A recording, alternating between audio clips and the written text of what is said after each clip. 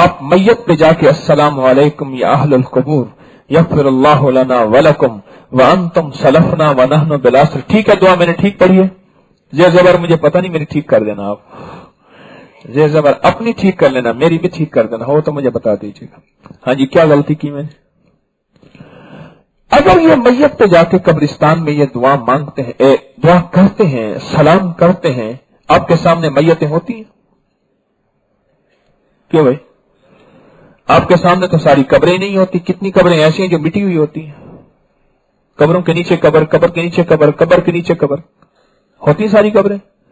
अब सबको सलाम करते हैं और सलाम पहुंचता है। हदीस में आता है, मेरे आका मदीने वाले ने फरमाया कब्रिस्तान वालों का हक है। और बताओ, जो कब्रिस्तान वालों को जाके सलाम करता है, जितने भी कब्रिस्तान वाले हैं उनके बकदर उसको सवाब मिलता है। वहां 1 लाख दफन है, वहां 5 लाख दफन है। जैसे हमारे सड़क के पार सामने मियाजी साहब का लाहौर का पुराना सदियों कब्रिस्तान है। यहां के बारे में है कि 40 करोड़ से ज्यादा, 35, 39, 40 करोड़ से ज्यादा बंदे यहां दफन है। अंदाजा किसी ने तहकीक कर करके किया, अंदाजा ही है, अल्लाह का इल्म अल्लाह के पास है।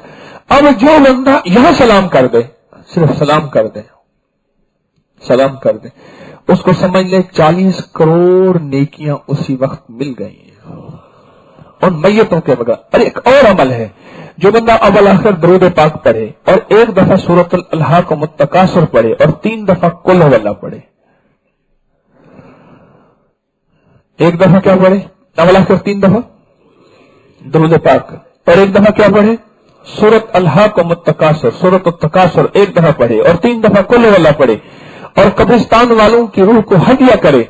जितनी भी कब्रिस्तान वाले हैं उसके बकदर इसको सवाब मिलेगा। एक ये है, और एक सिर्फ ये है कि कब्रिस्तान वालों को अस्सलामु अलैकुम व रहमतुल्लाह कह दे।